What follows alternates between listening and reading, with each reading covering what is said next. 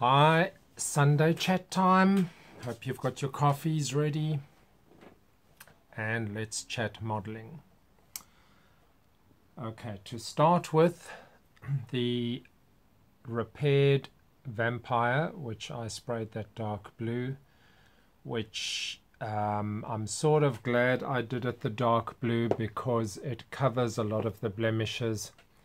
I can actually take, I've just got blue tack covering the cockpit.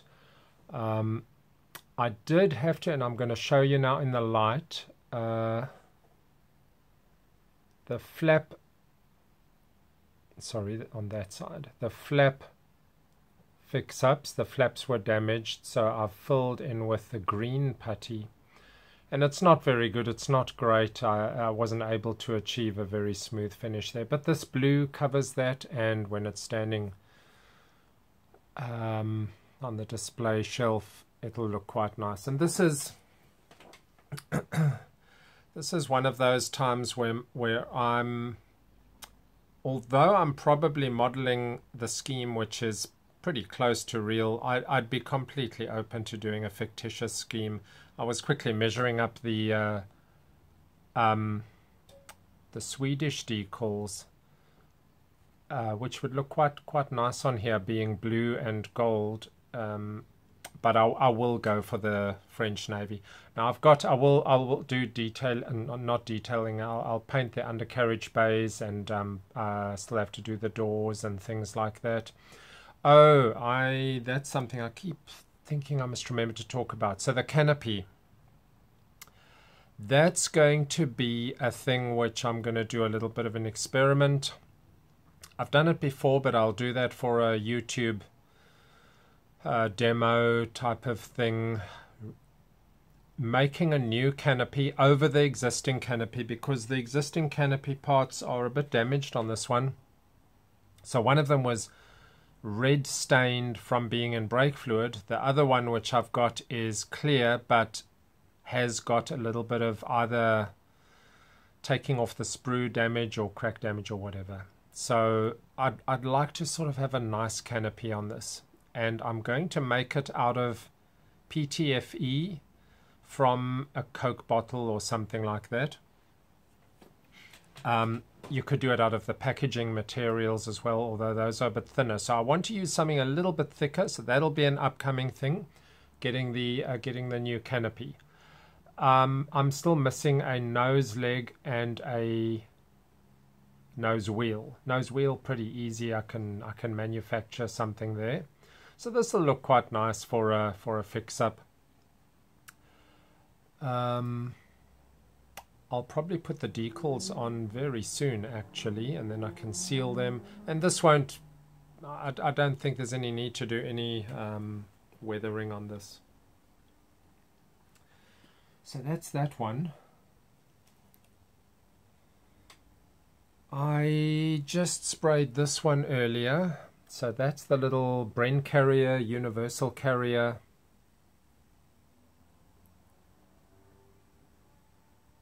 Airfix. Now before I was, when I was sort of taking this one out and discussing that I might be building this one soon, a couple of comments came through on the channel that they had tried this model. I've never built this before. They had tried it and it was a little bit of a tricky build. So keeping that in mind as I was building, I was a bit more extra careful, and I did quite a bit of sort of checking to see if I followed putting in certain pieces first, whether I'd get the next pieces to fit properly. So I didn't follow the sequence exactly, but I've got it. It certainly was tricky. If you hadn't told me that, I would not have had the mildly good result. I'd sort of rate this as about a 7 out of 10 build, 8 out of 10 build. But I can certainly see that a lot of kids or youngsters building this in the 70s would not have achieved a great finish. A bit of a tricky build. You know, a simple model, but when you've got so many of these parts that need to end up square and fitting with corners exactly, it's not the easiest. So just take a look at this.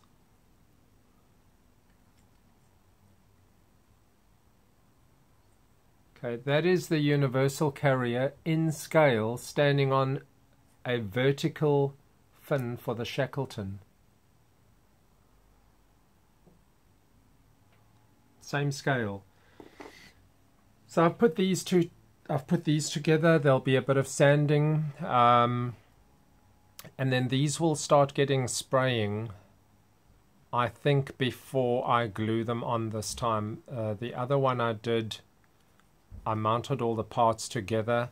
This time I think maybe I'll just do an experiment where I paint some of the parts first, and it gives me a bit more ease of handling when I need to sand the spraying afterwards, because I've sanded down half of that rivet detail but not all of it. So that's coming up.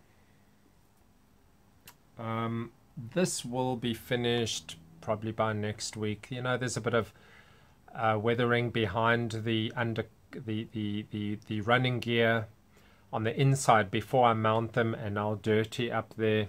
Oh, I did want to say I mixed up, and this is slightly weird because now I'm not measuring this color against anything. This is just a visual where I'm thinking, well, it needs to look roughly that European green, but what really is that European green? And I looked through my paints, and I ended up having to mix a couple of colors to get the right shade of green, and then a gloss and a matte, because I didn't want to do it fully matte. And I think I got quite a nice finish. It's going to get a bit darker as I weather, and I have this one thing that I do. This is a horsehair brush, quite an old one, which has been around for ages and ages, but it's got the very nice feature that it buffs. So if you've got overspray or a rough surface from a matte spray job, you can rub this down with this brush and rub all that loose spray and sort of bring it down to closer to a satin, which currently it's like, if there was one step below satin, this would be it. Now at this point I've got two options for weathering. I don't want to do too heavy a weathering, but I certainly want that shading. I want a lot of shading. I can go gloss and then use inks, or I can use watercolors, and I think I will go for the watercolors on this one. So it's going to end up with a somewhat similar result to my white half track, which I've showed in other videos. I'm not you know, it'll darken that green, but I quite like that green. I'm not keen for it to darken too much.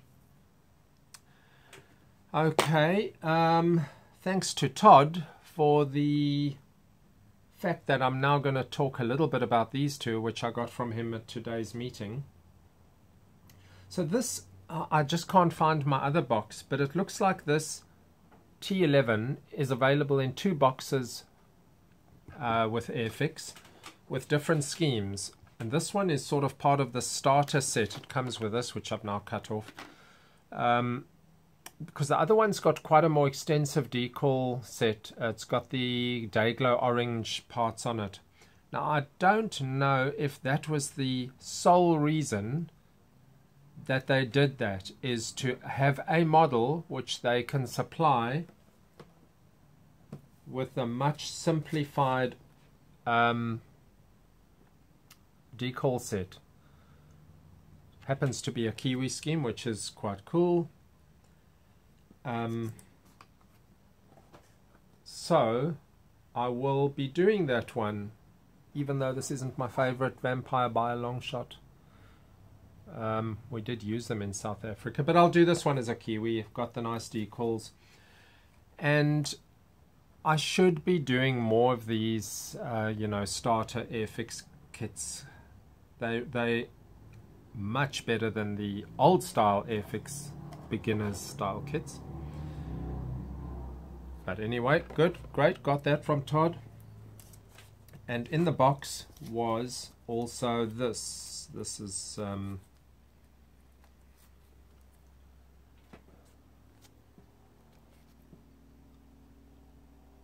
the flap. It's got all the flap detail and an Edward set. And I'm going to see if I can use these flaps on the FB5. I don't know if these two vampires have got the same wing. But now, previously I've said that, you know, I don't commonly go for photo etch. But in the case that I happened to get photo etch with something, I'm not opposed to using it. This is, I would only use about half of each of these sets. I'd use the flaps. I wouldn't be using a lot of those little tiny parts unless there was good reason to. So if I can use them on one of the other vampires, meaning the Hella, with a bit of modification. If not, okay, well, I guess then we'll be doing it on a Vampire T2. Do you say T2? Or is it T11? I think it's probably T2. So, not difficult. This this photo etch set, you'll see that in photos if I start doing that. Well, let me show you the inside. This one is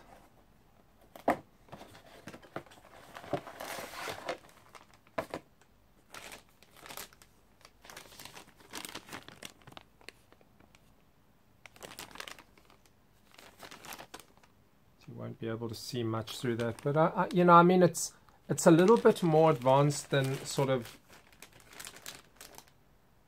a basic Spitfire, I guess, but it really is a beginner set, but a nice beginner set, not at all bad. And then this one, which is marked as is this level 2? Yes, it's a skill level 2 there, but it's of course a whole lot more model than that vampire. And while this isn't my favorite Blenheim either, I like that what is it, the Mark 2 or 3 with the odd-shaped plexiglass nose. But this is worth doing a quick build on. I mean, it is quite a lot of parts.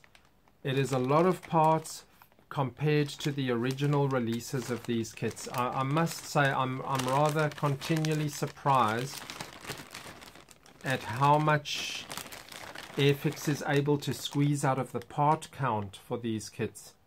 Not complaining. It's just like you look at the old one and you look at the new one, and it's just wow.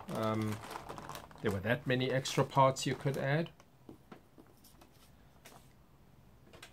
I don't think they've. I don't think that's the nicest box art, but I suppose not bad. You know, the one thing which makes me wonder a little bit, when Airfix re-releases the original molds in current day, new decals and so on, sometimes they redo the color scheme, but I just wonder why they don't, you know, offer it in the same box art as originally. For me personally, the red box Airfix should imply new mold Airfix. And I would see nothing wrong with providing a box with the same original Roycross box art on it if it was the old mold and same color scheme. But everything just goes into it's like if you've got a particular branding, absolutely everything has to be in the red box branding, and I don't necessarily agree with that, because you know, many years back they went through so many variations of their box art for the better or for the worse. I don't know if there was much for the better. They certainly went for the worse at once. Why did they stop using Roycross artwork? Who knows that? Is that because was that phase where no, you have to offer the you have to present exactly what you're selling. So if you're selling a model, there has to be a picture of the model, which is is that the only reason? And then later they changed that, but why not just go back to Roycross artwork?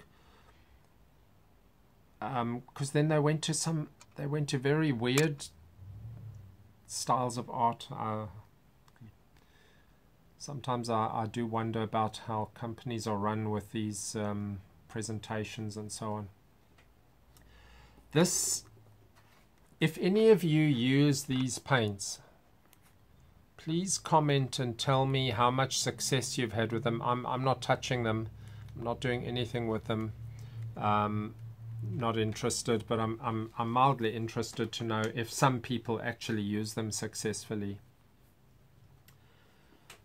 Okay, and then the last thing which I will discuss is something interestingly odd happened.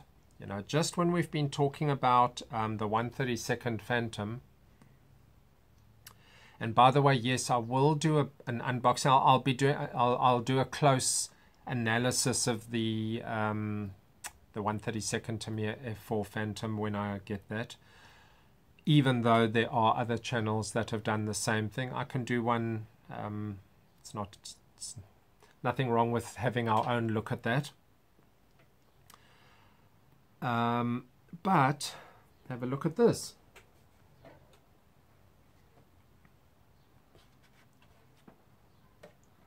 So someone brought this to the club, and I'm not sure if this is the Revell kit. This might be the Revell kit.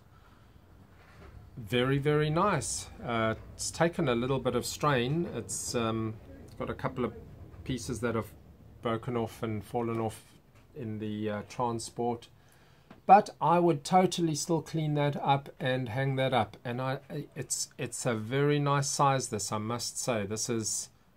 It's sort of bigger now that I'm holding it than what I thought it was going to be, which is very nice. So I'm looking forward to mine. This is a very nice color scheme. Very nice decal set. And pretty well built, so thanks for that. I guess at stages all of us, you know, get rid of models. Oh, this one's got the doesn't have that recess there, so I'm guessing is that Revell then, because it doesn't have that problem. And the angle of the wingtips, I haven't measured that, but that doesn't look like 20 degrees. So that might well be the 12.5, so that's nice. So I'll do a cleanup of this and hang that up in the room. What do you think of that? I think this is a really, really beautiful plane. Sort of does make one want to have these in multiple color schemes and that, but you know, it's quite a build process to do each one. Anyway, that was very interesting. I'll clean that up nicely. It is absolutely covered in dirt from hanging up in the garage of someone's garage. Very nice.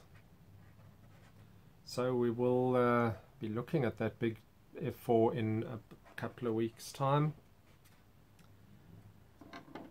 Okay, I will be going to do the first bit of weathering on this little Bren carrier. By the way, does anyone know why you would use the term Bren carrier dash universal carrier? Did the Bren carrier actually have some mods to carry more Brens than a universal carrier, or is this just different names for the same thing? Very nice little piece. I like building these 1/72 armors, and I've neglected it. Really should be building one of these for every few aircraft, and I think that I may only have a small number of these left. One that I can do of course, the Matador is coming up. I thought I'd just squeeze this in before the Matador. But another one that I can do after the Matador is the Shah 1B, which I think I did mention. Okay. Happy modeling. Cheers.